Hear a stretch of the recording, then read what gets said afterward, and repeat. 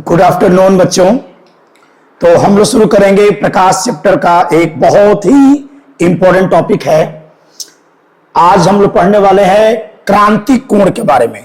Critical angle, क्रांति कोण क्या होता है और प्रकाश का पूर्ण आंतरिक परावर्तन TIR, total internal reflection of light, प्रकाश का पूर्ण आंतरिक परावर्तन। उसके बाद some example of the TIR के कुछ बहुत से एग्जाम्पल पढ़ेंगे हम लोग, जैसे एक मिरेज क्या होता है, लूमिंग क्या होता है, ऑप्टिकल फाइबर मैकेनिज्म क्या होता है और हीरा क्यों चमकता है, इन सब के बारे में आज हम लोग चर्चा करेंगे। या एक मछली जो है पानी के अंदर से कितना विश्व को देख सकती है, मछली द्वारा प्रेक्षित विश्व क्या हो सकता है, मैंने पानी के अंदर से अगर ऊपर हम देखें तो कितनी दुनिया को देख सकते हैं। इन सब पर हम लोग चर्चा आज करने वाले हैं। ठीक बेटा, आप सभी बच्चों का study time with Rajesh sir YouTube channel पर आप सबका स्वागत है। तो इसको ध्यान से समझने की कोशिश कीजिएगा। This is the most important lecture, सबके लिए फायदेमंद है। आपके क्लास 10th के बच्चों के लिए भी, 12th के बच्चों के लिए, जेई के लिए भी कुछ क्वेश्चन कराएंगे, जेई नीट के बच्चों के हिसाब से भी। ओके, एकदम बेसिक शुरू करते हैं, बेसिक कंसेप्ट शुरू करते हैं। तो जैसे कि हम लोग जानते हैं, एज वी नो दैट कि जब भी प्रकाश, ध्यान दे बेटा, जब प्रकाश सघन माध्यम से, ये सघन माध्यम है और ये क्या है, विरल माध्यम है, यानी इसका रिफ्रैक्टिव इंडेक्स N1 है और इसका रिफ्रैक्टिव इंडेक्स N2 है, तो N1 बड़ा होगा किससे, N2 से। अगर प्रकाश डेंस मीडियम से रेयर में आ रहा है, यानी सघन से विरल में प्रकाश प्रवेश कर रहा है, प्रकाश प्रवेश कर रहा है, ऑब्लिकली माने तिरछा प्रवेश कर रहा है, तो क्या होगा, सब लोग जानते होंगे। इसके बारे में हम ये पढ़ चुके हैं कि जब भी कोई प्रकाश की किरण सघन माध्यम से विरल माध्यम में जाती है तो प्रकाश की चाल बढ़ जाती है और प्रकाश की चाल बढ़ने की वजह से वो अविलंब से क्या हो जाएगी, दूर हट जाएगी। देखिए, ये है आपका आपतन कोण और ये हो गया आपका अपवर्तन कोण। और अपवर्तन में किसका नियम लागू होता है, स्नेल का नियम लागू होता है। तो हम जानते हैं, स्नेल साहब ने बताया, स्नेल का अगर मैं नियम लागू करूं, स्नेल का नियम क्या है, तो सब बच्चे जानते होंगे स्नेल के नियम के बारे में।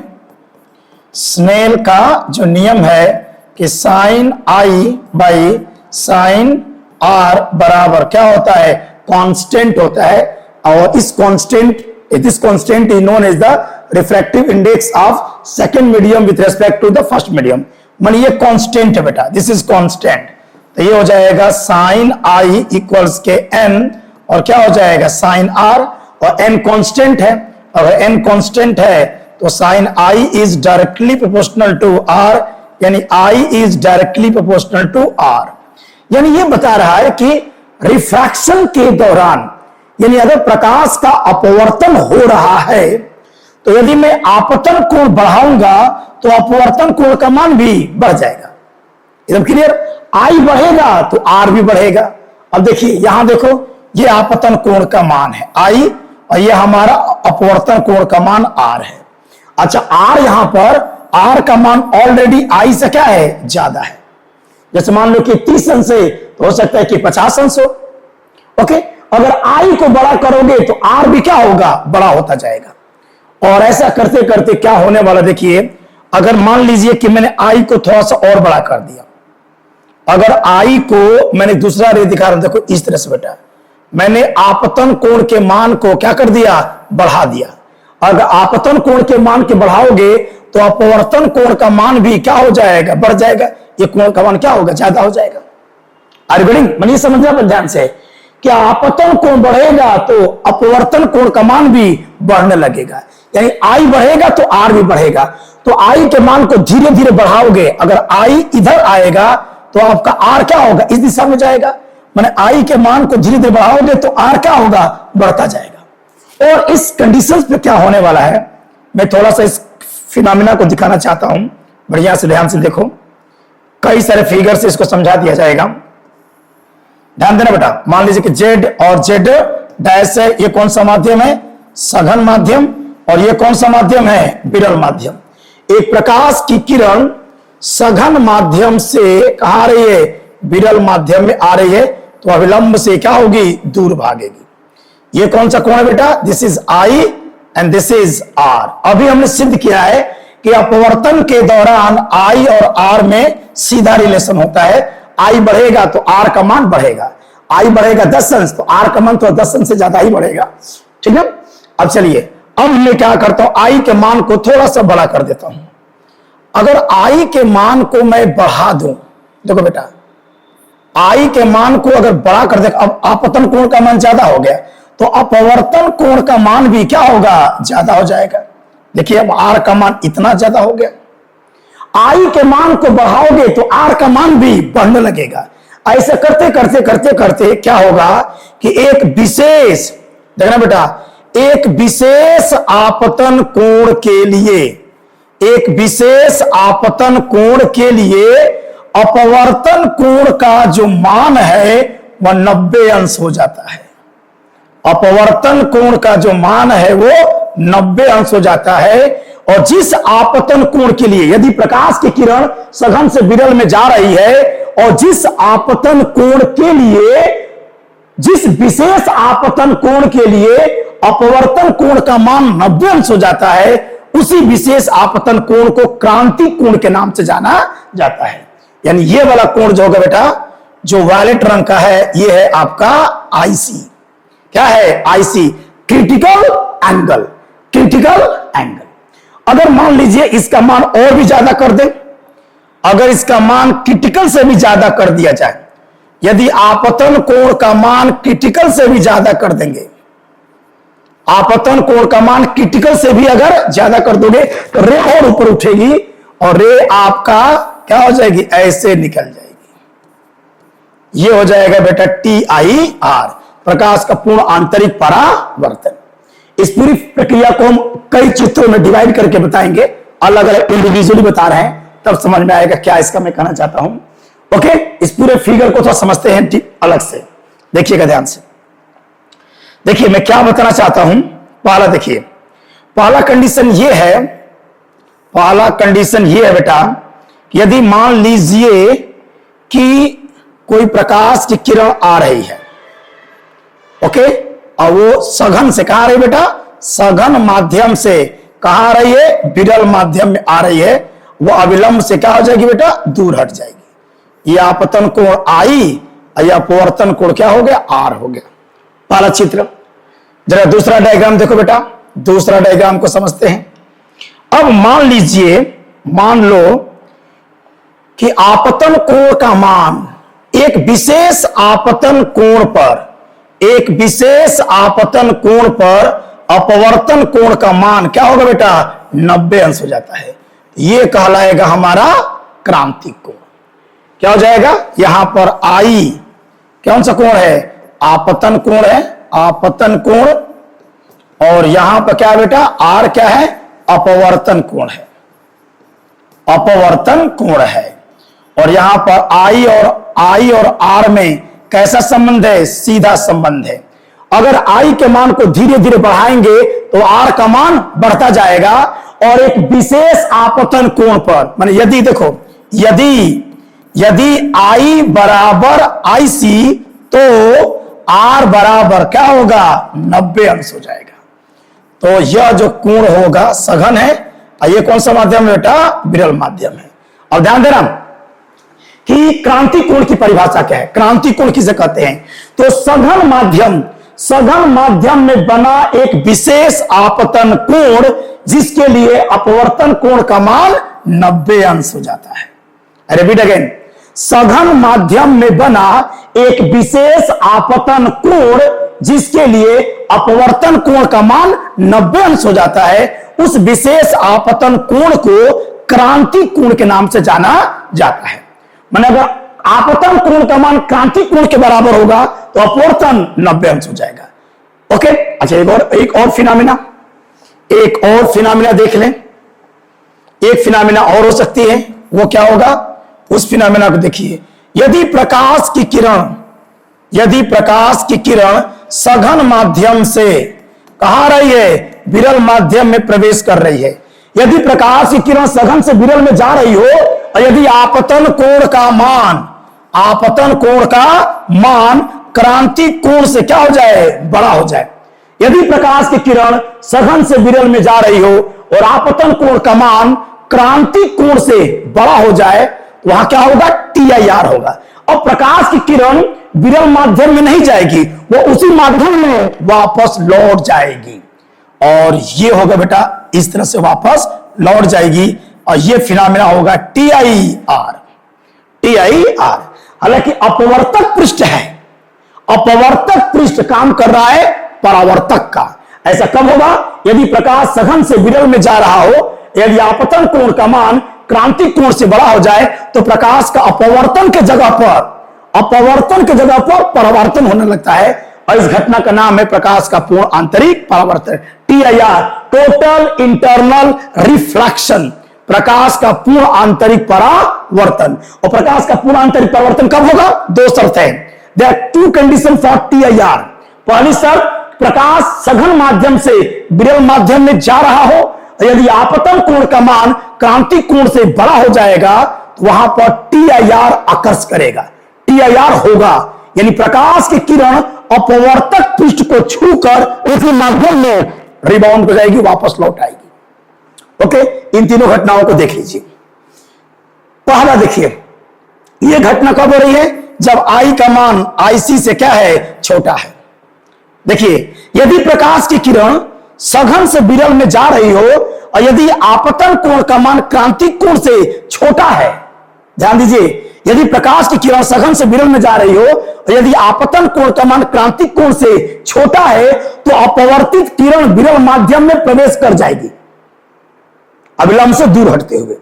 यदि आपतन कोण का मान क्रांतिक कोण के बराबर हो जाए तो हमारी अपवर्तित किरण, जो अपवर्तित किरण है, अपवर्तक पृष्ठ को छू कर जाएगी, माने कि ये अपवर्तन कोण कितना हो जाएगा, 90 अंश का हो जाएगा। और तीसरा, यदि आपतन कोण का मान, यदि प्रकाश की किरण सघन से विरल में जा रही हो, यदि आपतन कोण का मान क्रांतिक कोण से बड़ा हो जाए तो प्रकाश की किरण अपवर्तक पृष्ठ को छूकर उसी माध्यम में वापस लौट जाएगी।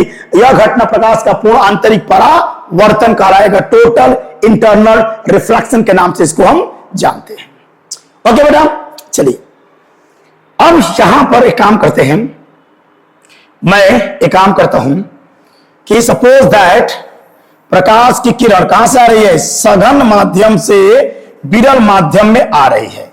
सघन माध्यम का रिफ्रैक्टिव इंडेक्स N2 है और विरल माध्यम का रिफ्रैक्टिव इंडेक्स N1 है, मान लीजिए। और प्रकाश की किरण आ रही है बिल्कुल किस कोण बेटा, क्रांतिक कोण पर। मानिए वाला कोण कौन सा है, IC है, IC। अगर ये IC होगा बेटा तो ये वाला कोण हमारा क्या होगा, 90 अंश हो जाएगा, 90 अंश हो जाएगा। अब इस प्रक्रिया, यह अपवर्तन हो रहा है, यहां लगाता हूं स्नेल का नियम। क्या लगाया जाए, स्नेल का नियम लागू किया जाए। स्नेल का नियम लागू करिए। स्नेल का नियम अगर हम लोग लागू कर दें तो स्नेल ने क्या बताया था, स्नेल साहब कहते हैं कि साइन I और साइन R बराबर sine I by sine R बराबर क्या होगा बेटा, प्रकाश जा रहा है सघन से विरल में जा रहा है, तो यानी अगर मान लो कि सघन माध्यम को मैं कांच मान लेता हूं, सघन माध्यम को क्या मान लेता हूं बेटा, कांच मान लेता हूं, और विरल माध्यम को मैं हवा मान लेता हूं। तो प्रकाश सघन से विरल में, मैंने कांच से हवा में जा रहा है, तो इसको लिखेंगे GNA। क्या लिखेंगे, GNA, refractive index of air with, refractive index of air with respect to glass. Okay बेटा, चलिए अब इसको सॉल्व करते हैं थोड़ा सा। साइन आई, यदि देखो बेटा, यदि I बराबर IC तो R बराबर कितना हो जाएगा, 90 अंश हो जाएगा। तो इस फार्मूले में रख दीजिए। तो फार्मूले में अगर रखेंगे तो हो जाएगा साइन के IC और नीचे हो जाएगा साइन के 90 अंश, और GNA को लिख सकते हैं हम लोग 1/ANG। क्या लिख सकते हैं, ANG। अब साइन 90 का मान कितना होता है बेटा, 1 होता है, यानी कि यहां से अगर ANG का मान निकालूंगा मैं तो ए एन जी बराबर हो जाएगा 1/1 साइन के आईसी, यानी कि ए एन जी बराबर हो जाएगा कोसेक क्या हो जाएगा बेटा, आईसी। यानी कि कांच का रिफ्रैक्टिव इंडेक्स, यानी कि refractive index of glass with respect to air बराबर होगा कोसेक आईसी।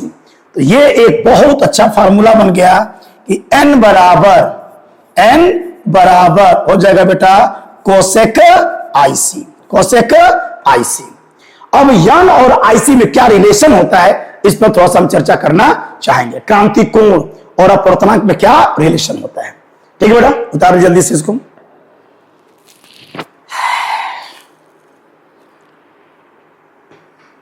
ठीक, चलिए अब एक चीज बताया, अगर आपने फॉर्मूला बनाया कि n बराबर कोसेक क्या बन गया बेटा, आईसी बन गया। या अगर मैं क्रांति कोण के बारे में बात करूं तो क्रांति कोण बराबर हो जाएगा कोसेक इनवर्स क्या हो जाएगा n, यानी कि क्रांति कोण आईसी बराबर हो जाएगा साइन इनवर्स 1/n हो जाएगा, 1/n हो जाएगा।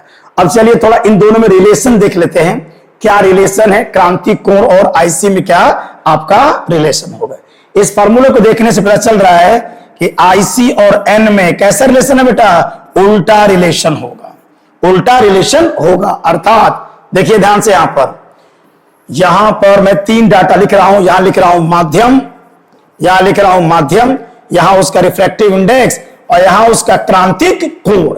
इसका मीनिंग क्या देखिए, जैसे पानी के लिए बेटा, पानी के लिए अपवर्तनांक 1.33 और पानी के लिए क्रांति कोण का मान लगभग 49 अंश पाया जाता है, लगभग 49 अंश 49 डिग्री। चलिए कांच के लिए, साधारण कांच के लिए रिफ्रैक्टिव इंडेक्स 1.50 और इसका लगभग कोण होता है लगभग 42 डिग्री। हीरा के लिए अपवर्तनांक होता है 2.41 और लगभग इसका मान क्या होगा 25 अंश। इस डाटा को देखे बताइए क्या रिलेशंस आपका हो रहा है। देखिए बेटा, जो माध्यम सघन होता जाएगा, अगर माध्यम सघन होता जाएगा तो उसका रिफ्रैक्टिव इंडेक्स बढ़ता जाएगा और उसका क्रिटिकल एंगल कम होता जाता है। यानी हीरा का रिफ्रैक्टिव इंडेक्स बहुत ज्यादा होता है, इसलिए हीरा का क्रांति कोण बहुत कम होता है। और हीरा के चमकने के पीछे यही मेन रीजन बन जाएगी, हीरा इतना चमकता क्यों है, क्योंकि हीरा के चमकने के पीछे लॉजिक क्या होता है कि हीरा के अंदर प्रकाश का पूर्ण आंतरिक परावर्तन होता है। क्यों होता है अभी चर्चा करेंगे। तो ध्यान रखना, अगर माध्यम सघन होगा तो अपवर्तनांक बढ़ेगा और क्रांति कोण घटेगा, क्रांति कोण घटने लगेगा। चलिए अब इसमें कुछ एक दो अगर इसको कुछ कंसेप्ट देखें तो मान लीजिए एक क्वेश्चंस अगर आपको दिया जाए, एक क्वेश्चंस मैं दे देता हूं, इस पर एक क्वेश्चन करा दे, बहुत इंपॉर्टेंट क्वेश्चन करा देते हैं। जैसे मान लो बेटा ये कांच है,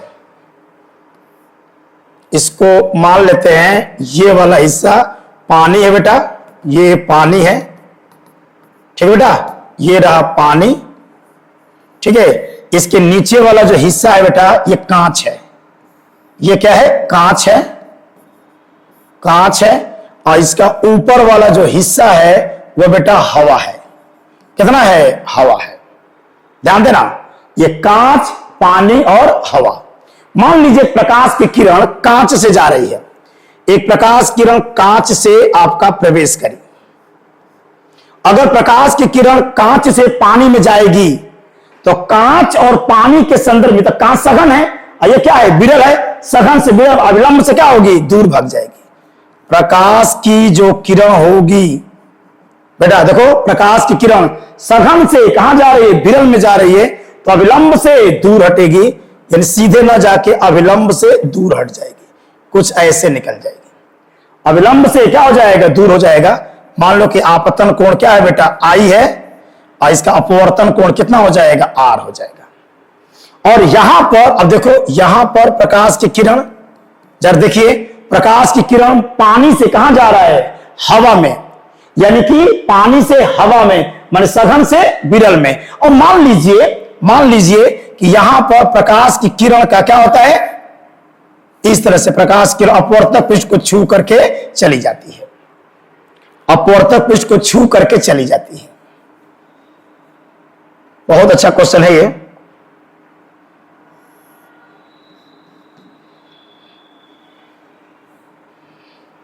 अपवर्तक पृष्ठ को छू करके चली जाती है।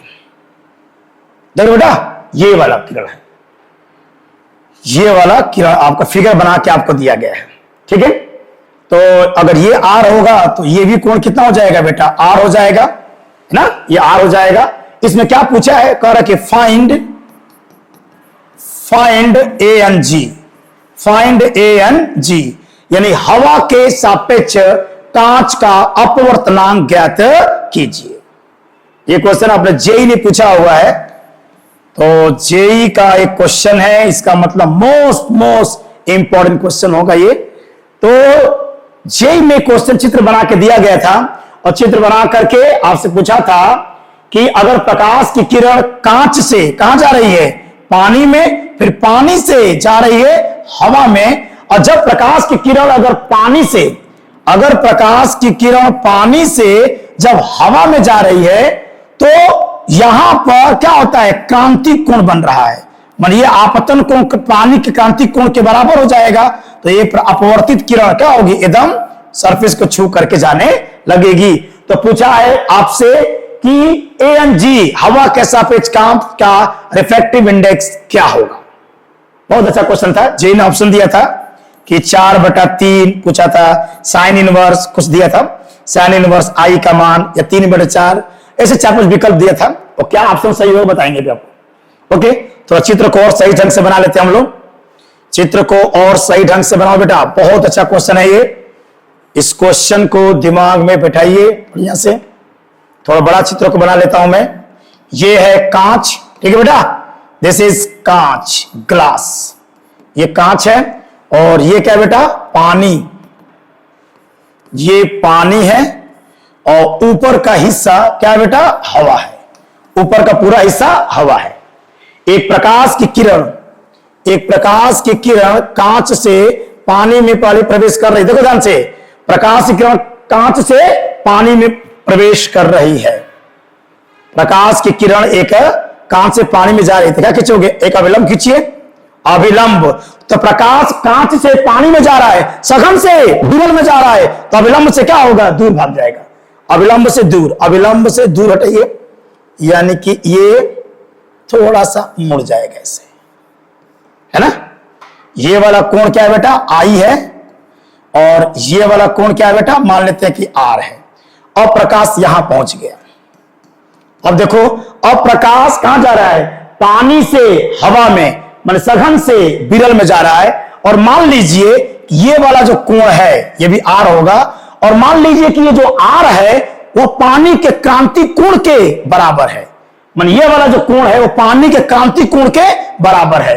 तब तो यहां पर जो किरण होगी बेटा, यह किरण अपवर्तित किरण सरफेस को छू करके यहां जाएगी, माने ये वाला कोण कितना हो जाएगा, 90 अंश हो जाएगा। क्या पूछा है, कह रहा है कि फाइंड, ज्ञात कीजिए, क्या, एएनजी का मान ज्ञात कीजिए। जेई ने इस सवाल को पूछा हुआ, आईआईटी ने इस सवाल को पूछा है। इसका मतलब 10th क्लास के बच्चों के लिए थोड़ा सा डिफिकल्ट हो सकता है, लेकिन क्लास 12th के बच्चों के लिए ये तो सवाल आप लोग सॉल्व कर लेंगे। 10th के बच्चे हो सकता है कि ना समझ पाए, लेकिन कोशिश कीजिएगा समझने के लिए कि हम जेई के क्वेश्चंस को सॉल्व कर लें। चलिए बेटा, करना कुछ नहीं है। सबसे पहले देखो अपवर्तन कहां हो रहा है, अपवर्तन यहां हो रहा है, और एक बार अपवर्तन यहां हो रहा है। और जब अपवर्तन होगा तो स्नेल का नियम लागू होगा। तो चलिए यहां देखो, यहां अपवर्तन हो रहा है, तो स्नेल का नियम यहां लागू करते हैं, माने बिंदु 1 पर, और ये क्या है बेटा, बिंदु 2 पर। तो बिंदु 1 पर लगाइए स्नेल का नियम, स्नेल का नियम, साइनाई बटे साइनाई बराबर नियतांक, लगाते स्नेल का नियम। अगर मैं लगाऊं बिंदु 1 के लिए, तो साइन आई, और ये हो जाएगा बेटा साइन आर। देखो साइन आई आपतन कोण, ये अपवर्तन कोण है, और बराबर प्रकाश जा रहा है बेटा, प्रकाश जा रहा है कांच से पानी में, कांच से पानी में, तो ये हो जाएगा GNW। समीकरण नंबर 1 बन गया हमारा। क्यों बेटा, क्लियर? अब आ जाइए, अब पॉइंट 2 पर देखो, यहां भी अपवर्तन हो रहा है। प्रकाश पानी से कहां जा रहा है? हवा में जा रहा है। तो यहां लगाइए स्नेल का नियम, बिंदु 2 पर लगाइए स्नेल का नियम, बिंदु 2 पर लगाइए स्नेल का नियम। तो यहां पर हो जाएगा साइन, अब ये बेटा ये आपतन कोण काम करेगा R, साइन R, और नीचे क्या हो जाएगा? साइन के 90 अंश बराबर बेटा प्रकाश जा रहा है पानी से कहां जा रहा है? हवा में, यानी कि WNA। समीकरण number 2, light from water to air जा रहा है, तो पानी से हवा में। यह समीकरण 2 हमारा बन गया। निकालना क्या है? इन दोनों समीकरणों को हल करके AN G का मान हमको चाहिए, AN G का मान हमको चाहिए। ठीक है बेटा, क्लियर? चलिए दोनों का मल्टीप्लाई कर दीजिए, समीकरण दोनों का आपस में गुणा कर दीजिए। ध्यान दो, दोनों समीकरण का आपस में गुणा करिए। अगर मैं दोनों का गुणा कर दूं बेटा, समीकरण 1 समीकरण 2 का अगर आपस में मैं मल्टीप्लाई कर दूं, तो देखिए क्या बच जाएगा बेटा। कितना खूबसूरत सा क्वेश्चन है, क्या बन जाएगा? देखिए क्या बचेगा, गुणा कर दो बेटा 1 और 2 का, तो यहां हो जाएगा साइन I और ये हो जाएगा साइन R, और इंटू ये क्या हो जाएगा?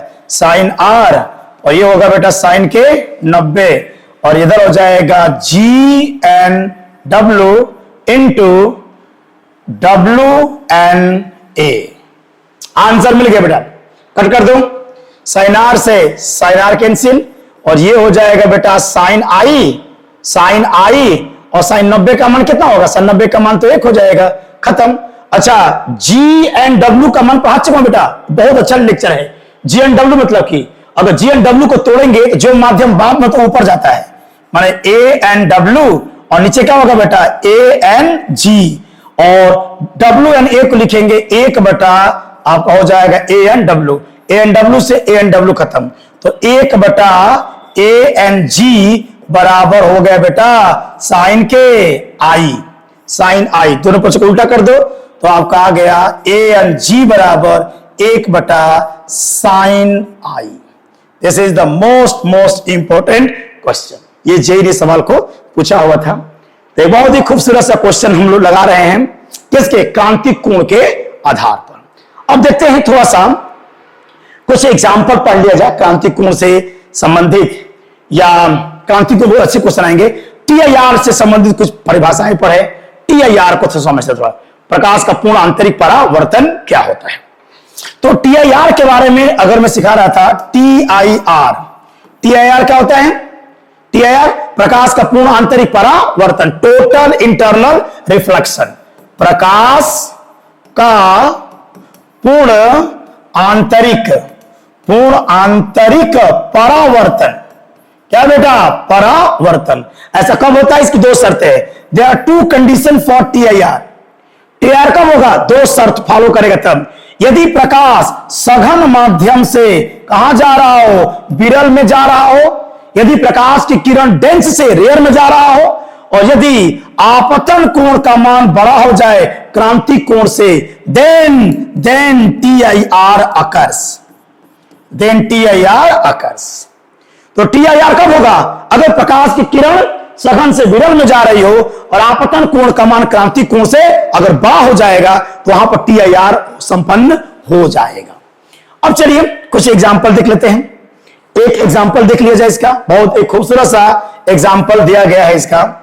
जैसे मान लीजिए, इस एग्जाम्पल को तो समझिएगा, ये पानी है बेटा, पानी है ना, ये हो गया कौन सा माध्यम? सघन, और ये क्या हो गया बेटा? विरल माध्यम। मान ली कि हवा है, ये रहा आपका पानी, और ये क्या बेटा? हवा है ना। ध्यान देना, फिगर को समझना। यहां पर मान लीजिए कि एक बिंदु O है, ये हमारा Z, और Z डैश क्या है? अपवर्तक पृष्ठ है, और यहां से आपको 3 किरण खींचा गया है। किरण नंबर 1 OA, और एक देता हूं बेटा मैं दूसरी किरण को दिखा देता हूं। एक है किरण नंबर 2, नाम है ओ बी, और एक और कलर चेंज करता हूं मैं, एक और लेता हूं मैं, यहां पर आ जाता हूं बेटा, ये रहा वायलेट रंग की दिया है किरण नंबर ओ सी। ध्यान देना, क्वेश्चन क्या पूछा है, ये चित्र आपको दिया है, कहा था यदि प्रकाश की किरण पानी से हवा में जा रही हो चित्र के अनुसार, ओके, तो अभिलंब खींचेंगे, यहां पर अभिलंब खींच दीजिए, यहां पर अभिलंब खींचिए हर बिंदु पर, हर बिंदु पर अभिलंब खींचेंगे तो बिंदु ए पर एक अभिलंब खींच देंगे, बिंदु बी पर एक अभिलंब खींचेंगे और बिंदु सी पर अभिलंब खींच देंगे। क्वेश्चन में यह दिया था कि यह वाला जो कोण है बेटा, यह वाला कोण पानी के क्रांतिक कोण के बराबर है। मान लेते हैं कि पानी का जो क्रांतिक कोण होता है, वाटर के लिए पानी का क्रांतिक कोण लगभग कितना होता है बेटा, लगभग 49 अंश के आसपास। तो मान लो कि यह वाला कोण कितना दिया है, 49 अंश दिया है। अब क्वेश्चन पूछा था इस चित्र को पूरा कीजिए, चित्र को पूरा कीजिए, कंप्लीट द फिगर, इस चित्र को पूरा हमको करना है। अच्छा चलिए, इतना मैथमेटिक्स सबको आता होगा। अगर देखो ये वाला बेटा, अगर ये वाला कोण क्रांतिक कोण के बराबर है, ये तो क्रांतिक कोण से छोटा होगा। अगर ये 49 है तो 49 से क्या होगा, कम होगा, और ये वाला कोण 49 अंश से क्या होगा, ज्यादा होगा।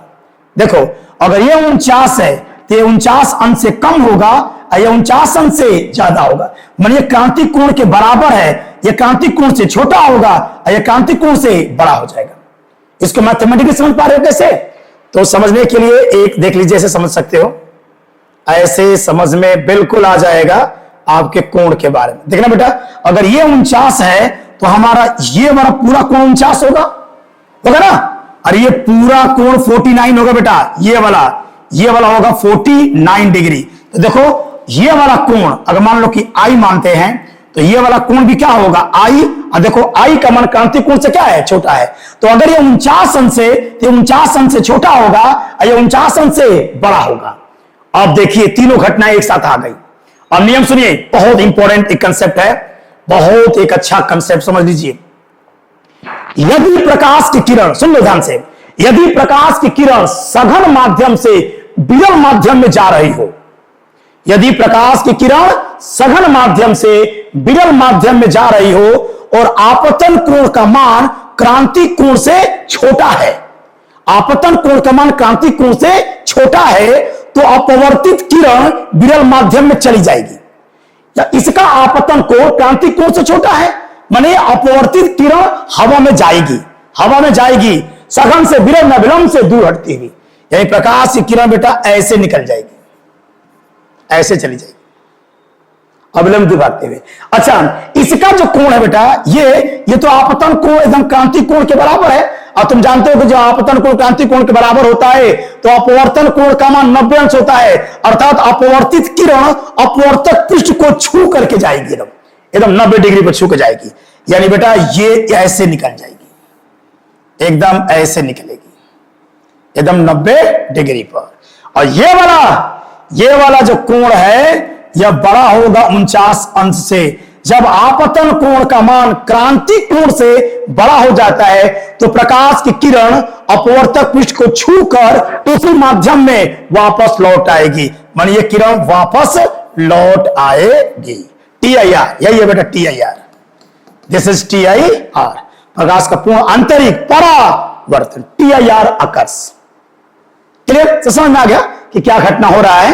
आपतन कोण से अगर प्रकाश किरण सघन से विरल में जा रहा है, आपतन कोण का मान क्रांतिक कोण से छोटा होगा तो क्या होगा, क्रांतिक कोण के बराबर है तो क्या होगा, क्रांतिक कोण से बड़ा है तो क्या होगा। इन तीनों कंडीशंस को आप दिमाग में बैठा लीजिए। अब हम आते हैं क्रांतिक या TIR के एग्जाम्पल। TIR के दैनिक उदाहरण, दैनिक उदाहरण बहुत इंपॉर्टेंट है बेटा। और इसमें पहला है बेटा माइरेज, पहला है माइरेज। माइरेज का मतलब रेगिस्तान में होने वाला मरीचिका, मृग मरीचिका है ना, मृग मरीचिका, मृग मरीचिका। तो मृग मरीचिका के बारे में थोड़ा सा अध्ययन मरीचिका। मृग मरीचिका क्या होता है? देखिए बेटा ध्यान से, माइलेज क्या है? कभी कभी रेगिस्तान में, रेगिस्तान जहां गर्मी बहुत ज्यादा पड़ती है, तो रेगिस्तान में कुछ दूरी पर स्थित पेड़ का प्रतिबिंब उल्टा दिखाई देता है। पेड़ का जो डायग्राम है इन्वर्टेड उल्टा दिखाई देगा, तो ऐसा आभास होता है वहां पर क्या है? तालाब है। जैसे अगर तालाब के किनारे अगर कोई पेड़ है तो पानी के अंदर उसका इमेज दिखाई देगा। तो रेगिस्तान में, डिजर्ट एरिया में, गर्मी के मौसम में कुछ दूरी पर स्थित जो पेड़ का प्रतिबिंब जो होता है वह उल्टा दिखाई देता है, और ऐसा आभास होता है वहां पर क्या है? तालाब है, वहां पर तालाब है। गर्मी का मौसम है, खूब तालाब लगे, तालाब है, दौड़ के जाओगे तो वहां कुछ तालाब वालाब नहीं रहेगा, बस बिल्कुल एक कंफ्यूजन है। ये क्या है? कंफ्यूजन है। ऐसा क्यों होता है? ऐसा रेगिस्तान में ऐसा क्यों होता है कि कुछ दूरी पर स्थित पेड़ का प्रतिबिंब उल्टा दिखाई देगा और वहां एक जलाशय होने का आभास क्यों होता है? आभास क्यों होता है, इस पर हम लोग चर्चा करेंगे। बहुत अच्छा कंसेप्ट है माइलेज ना, क्या होता है। देखिए तो माइलेज क्यों बनता है, इसके बारे में अगर चर्चा करें, माइलेज क्यों बनता है बेटा? देखिए तो माइलेज बनने के पीछे जो लॉजिक होगा कि रेगिस्तान, ध्यान दीजिए, डिजर्ट एरिया है, मतलब क्या है? There is nothing but sand, there is nothing but sand, चारों तरफ बालू ही बालू। तो बालू बहुत ज्यादा होता है, सैंड एकदम पूरा, ये देखिए पूरा सैंड है। और सैंड के अंदर एक खास आदत ये होती है कि जो सैंड होता है, बालू की विशिष्ट उष्मा बहुत कम होती है, माने बालू बहुत तेज गर्म होता है, बहुत तेज ठंडा भी होगा। इसे रेगिस्तान के दैनिक तापमान बहुत ज्यादा होता है ना, दिन में राजस्थान में दिन में गर्मी, रात को ठंडा, यानी जो फ्लक्चुएशन बहुत ज्यादा वहां पर होता है, लोग बीमार ज्यादा पड़ जाते हैं रेगिस्तान में। तो ये रहा सैंड जो होगा बेटा, जो बालू बहुत तेज गर्म होता है, और जब बालू तेज गर्म होगा तो इसके संपर्क में जो हवा होगी, हवा भी गर्म हो जाएगी। हवा जब गर्म हो जाएगी तो गर्म हवा हल्की होती है, डेंसिटी कम होती है, और डेंसिटी कम हुई तो हवा कहां जाएगी? ऊपर चल जाएगी। तो रेगिस्तान में गर्मी ज्यादा पड़ने की वजह से बालू तेज गर्म होता है, और बालू तेज गर्म होने की वजह से बालू के संपर्क में आने वाली जो हवा है वो भी गर्म हो जाएगी, और हवा गर्म होकर के ऊपर उठ जाएगी। तो यहां क्या होगा? रेगिस्तान में क्या होगा कि ऊपर की हवा सघन होती है और नीचे की हवा विरल होती है, उल्टा होता है बेटा। अच्छा हम लोग ऐसे नहीं होता, हम लोग क्या क्या होगा?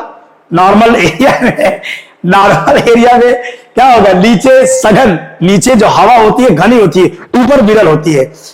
राजस्थान में उल्टा हो जाएगा। राजस्थान में क्या होगा?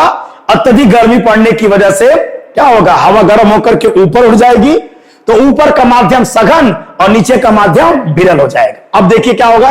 अगर प्रकाश सघन से विरल में जब जाएगा, प्रकाश सघन से विरल में जाएगा तो अविलंब से क्या हटेगा? दूर भागता जाएगा। क्लियर? अब चलिए देखिए क्या होगा। अब क्या होने वाला है? मैरिज को हम बनना देखते हैं, सीखते हैं मैरिज कैसे बन रहा है। देखना बेटा ध्यान से, मैरिज बनना सिखा रहे हैं। मान लो इस हवा को कई परतों में हम डिवाइड कर देते हैं। हवा को कई परतों में डिवाइड कर दिया मैंने। मानो कि layer number 1, layer 2, layer 3, layer 4, layer 5, ऐसे एक असंख्य परतों में डिवाइड कर दी। अच्छा परत 1 परत 2 में, परत 1 परत 2 में अगर तुलना करेंगे बेटा 1 और 2 में, तो हमारी 1 परत सघन है और 2 परत क्या है? विरल है। बोलो। अच्छा अगर 2 और 3 में तुलना करोगे तो 2 परत सघन है और 3 परत क्या है? विरल है। अगर 3 और 4 में तुलना करोगे तो 3 वाली सघन है और 4 वाली विरल है। अगर 4 और 5 में तुलना करोगे तो 4 वाली सघन है और 5 वाली विरल है ना। माने अगर दो परत की तुलना करोगे तो ऊपर वाली परत सघन और नीचे वाली परत विरल हो जाती है।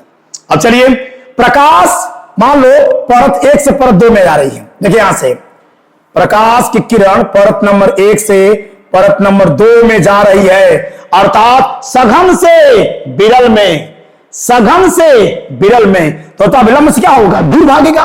तो प्रकाश की किरण अविलंब से क्या हो जाएगी? दूर भाग जाएगी। अब देखना बेटा, अब देखो ध्यान से। अब प्रकाश 2 से कहां आ रहा है? 3 में, 2 से 3 में, सघन से विरल में। तो फिर अविलंब से क्या होगा, दूर भागेगी। प्रकाश की किरण और अविलंब से क्या हो जाएगी, दूर भाग जाएगी। यानी कुल मिला के कहा जाए कि जब भी प्रकाश की किरण जब वृक्ष के मान जब पेड़ के टॉप बिंदु से जब वो नीचे की तरफ आती है तो उसका आपतन कोण का मान धीरे धीरे क्या होता है बेटा, बढ़ने लगता है।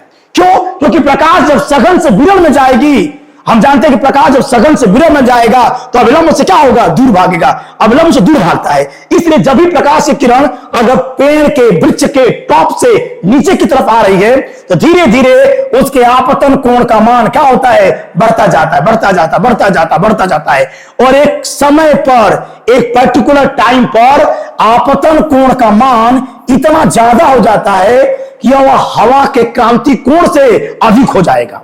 और जब आपतन कोण का मान हवा के क्रांति कोण से ज्यादा हो जाएगा तो वहां पर क्या होगा, TIR हो जाएगा। TIR क्या हो गया, TIR हो जाएगा। अब TIR हो जाएगा, अब देखो एक प्रकाश की एकदम लंबवत आएगी, जमीन से टकराएगी और टकरा कर उसी पथ पर क्या होगी, वापस लौट जाएगी। जरा इस वाली किरण को देखो और यह वाली किरण आगे तो नहीं मिल सकती है, दोनों परावर्तित आगे तो नहीं मिलेंगी। तो इसको पीछे बढ़ाइए और इसको भी क्या करिए, पीछे बढ़ा दीजिए और पेड़ का इमेज आपको उल्टा दिखाई देगा बेटा, पेड़ का इमेज आपको उल्टा दिखाई देगा। ये है माइलेज, दिस इज माइलेज। तो माइलेज बनने के पीछे लॉजिक समझ में आ गया होगा कि माइलेज क्यों बनता है, कि पेड़ रेगिस्तान के में जो पेड़ होते हैं वो उल्टा दिखाई क्यों देते हैं और वहां पर पानी का आभास क्यों होता है। बालू की विशिष्ट उष्मा बहुत कम होती है, बालू बहुत तेज गर्म होता है, बालू के संपर्क में आने वाली हवा गर्म होकर के ऊपर उठ जाएगी तो ऊपर की लेयर डेंस और नीचे की लेयर रेयर। प्रकाश जब विरल सघन से विरल में जाएगा तो अविलंब से दूर भागेगा। इसका मतलब जैसे जैसे नीचे आती जाएगी अविलंब से दूर हटती जाएगी, आपतन कोण का मान बढ़ता जाएगा। आपतन कोण का मान बढ़ते बढ़ते बढ़ते बढ़ते बढ़ते जब एक विशेष दशा में आपतन कोण का मान क्रांति कोण से ज्यादा हो जाएगा, वहां प्रकाश का पूर्ण आंतरिक परावर्तन हो जाएगा और हमारा पेड़ का प्रतिबिंब देखिए उल्टा आपको दिखाई देने लगता है। और यहां लगेगा कि जलाशय है, तालाब है, तालाब का आपको आभास होने लगेगा। This is mileage. अरगड़िंग बेटा, चलिए ऐसी घटना एक लूमिंग होती है, लूमिंग है ना, लूमिंग। यह भी एक मरीचिका है, ठंडे प्रदेशों की मरीचिका, ठंडे प्रदेशों की मरीचिका। ठंडे प्रदेशों में जहां ठंडा बहुत ज्यादा पड़ता है, टुंड्रा बेल्टों में, ध्रुवों के आसपास होगा क्या बेटा, ध्रुव में क्या होगा, जब मान लीजिए ये सी है, समुद्र है ना, समुद्र है। देखिए क्या होगा, समुद्र किनारे मान लो कि एक टापू है और टापू पर कोई व्यक्ति यहां बैठा हुआ है। ठंडे प्रदेशों में क्या होता है कि ठंडे प्रदेशों में जो शिप होती है वो एरोप्लेन बन जाती है। यानी कहने का मतलब है कि समुद्री जो जहाज है बेटा, समुद्री जहाज क्या होगी, आकाश में उड़ती प्रतीत होती है। ठंडे प्रदेशों में, ठंडे प्रदेशों में समुद्री जो जहाज होते हैं वह आकाश में उड़ते हुए प्रतीत होते हैं। यह घटना कहलाती है लूमिंग, यह घटना कहलाती है लूमिंग। ऐसा क्यों होगा, ऐसा क्यों होता है बेटा, समुद्री जहाज आकाश में उड़ते प्रतीत क्यों होते हैं, यह घटना लूमिंग कहलाएगी। और यह भी एक ठंडे प्रदेशों की मरीचिका है, एक कंफ्यूजन है, एक भ्रम है। मरीचिका माने भ्रम, एक भ्रम पैदा हो जाएगा। अब चलिए देखते हैं क्या क्यों ऐसा भ्रम क्यों होता है, इसको समझ लिया जाए। देखिए तो ये है बेटा ठंडे प्रदेशों में, एकदम कोल्ड रीजन्स। जब बहुत ज्यादा ठंडा होगा तो ठंडा बहुत ज्यादा होता है तो हवा जो होती है वो नीचे बैठ जाती है। तो जब नीचे बैठ जाती है बेटा, जब नीचे बैठ जाएगी तो नीचे वाली जो हवा होगी वह सघन और ऊपर वाली हवा क्या हो जाएगी बेटा, विरल हो जाएगी। नीचे की सघन ज्यादा हो गया और ऊपर का क्या हो गया, विरल हो गया। अब मान लो यहां पर कोई नाव है या कोई शिप है बेटा ना, अब यहां से प्रकाश की किरण जा रही है तो प्रकाश किरण जो सघन से विरल में जाएगी बेटा, प्रकाश किरण सघन से विरल में तो अविलंब से क्या हट जाएगी, दूर हट जाएगी। तो अविलंब से सीधे ना जाके अविलंब से दूर हटेगी, ऐसे चली जाएगी। ठीक, अब यहां ऊपर और जो परत होगा बेटा, ऊपरी परत, तो 1 और 2 में, 1 और 2 के लिए ये सघन है और ये विरल है। लेकिन 2 और 3 में तुलना करोगे तो 2 और 3 के लिए सघन है और ये क्या है, विरल है, क्योंकि नीचे वाली परत सघन, ऊपर वाली परत विरल हो जाएगी। तो अगर 2 से जब 3 में जाओगे, मैंने सघन से कहां जा रहे हो, सघन से कहां जा रहे हो, विरल में जा रहे हो, तो प्रकाश की किरण क्या होगी, और अविलंब से क्या हो जाएगी, दूर हटेगी। इसका मतलब देखो आपतन कोण यहां ज्यादा, यहां आपतन कोण ज्यादा, इसका मतलब कि आपतन कोण का मान बढ़ने लगता है। यानी जैसे जैसे प्रकाश किरण जाएगी ऊपर, आपतन कोण का मान बढ़ने लगेगा, और आपतन कोण का मान बढ़ते बढ़ते बढ़ते बढ़ते एक ऐसी दशा आएगी कि आपतन कोण का मान इतना ज्यादा हो जाता है कि वहां पर प्रकाश का पूर्ण आंतरिक परावर्तन हो जाएगा, TIR हो जाएगा, TIR हो जाएगा। ऐसे समझाते हैं इसको। देखिए ये आपका समुद्री अगर कोई जहाज या कोई नाव है बेटा, तो प्रकाश की किरण लगभग ऐसे जाती है, इस तरीके से जाएगी, और ये आंख में प्रवेश करेगी, और उसका जो इमेज होगा बेटा, वह जहाज जो होगी वह क्या होगी, आकाश में उड़ती हुई प्रतीत होती है। प्रकाश की किरण जो होती है ना, वह मुड़ती हुई जाती है, और यह घटना कहलाता है लूमिंग। यह घटना कहलाती है क्या बेटा, लूमिंग। This is looming. ठंडे प्रदेशों में जो समुद्री जहाज आकाश में उड़ते हुए प्रतीत होते हैं, यह घटना को लूमिंग कहते हैं। ठीक है बेटा।